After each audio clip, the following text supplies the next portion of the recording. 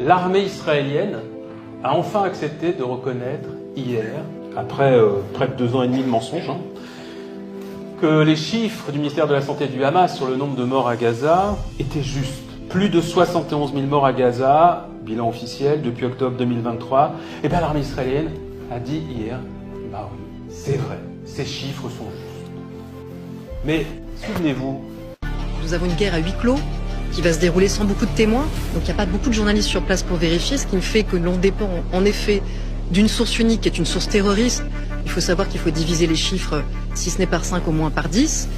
Comment nous avons été insultés, diffamés, calomniés, à chaque fois qu'on a publié des bilans sur les victimes à Gaza depuis octobre 2023. On est accusés d'être des porte-paroles et des soutiens du terrorisme, des désinformateurs, des antisémites.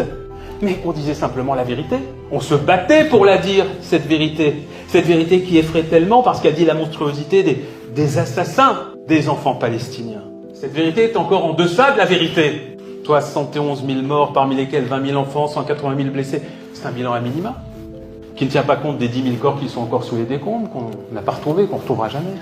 Ça ne tient pas compte non plus des victimes indirectes, des personnes qui ne sont pas mortes tout de suite à cause d'une bombe ou d'un tir de sniper, qui sont morts par manque de nourriture, par manque de soins. Et dans ce cas-là, si on inclut les victimes indirectes, le bilan est 2 à 3 fois supérieur.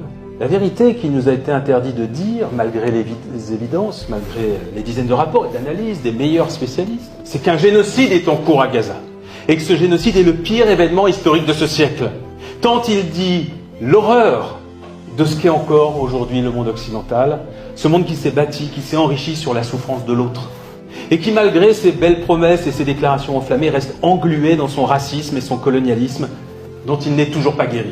Alors dites-le, répétez-le, parce qu'elle est là, la vérité. Il ne faut pas avoir peur de la dire, cette vérité-là.